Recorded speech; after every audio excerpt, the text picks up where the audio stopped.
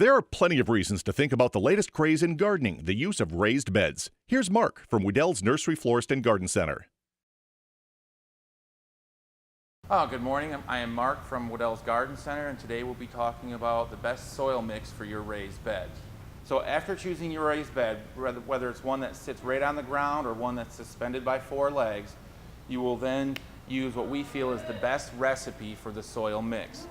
Not only will it provide a wonderful mixture for the plants to grow in, but also provide that long-lasting growing medium. For a 4x4 by 4 foot by 4 foot by 5 inch raised bed, for that depth of growing medium, you would need 2 bags of Dairy Dew cow manure, 2 bags of regular composted cow manure, 4 bags of Magic Topsoil, Garden Magic Topsoil, 1 4 cubic foot bag of sphagnum peat moss, 1 4 cubic foot bag of vermiculite, 1 4 cubic bag of perlite, 1 25-pound bag of Healthy Garden fertilizer by the Dairy Dew Company, and 1 6-cup container of Mike's.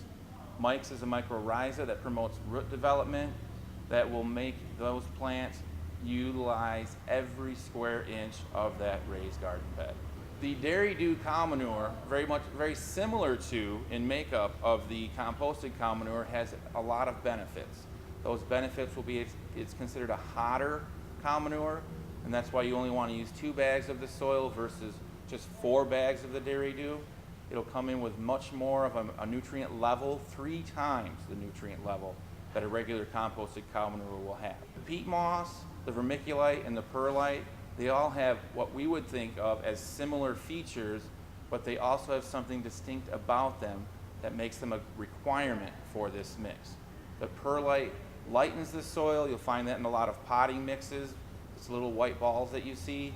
It does not absorb water, but it does allow water to be around it. So it'll lighten the soil and allow space for the water. Vermiculite, on the other hand, will actually absorb the water and give you a longer water retention, so you're not required to be out there every moment of every hot day watering. As well as the vermiculite will also give you a lot of aeration, such as the perlite. The sphagnum peat moss, the vermiculite, and the perlite will all help lighten the soil, as well as different properties in maintaining or retaining water levels. It's important that all 3 are present in this raised bed. Again, I can't stress enough the importance of the Mike's rooting stimulator. Very, very important. It is going to make that root system come alive right away. The greater the root system, the greater the plant, the greater the fruit.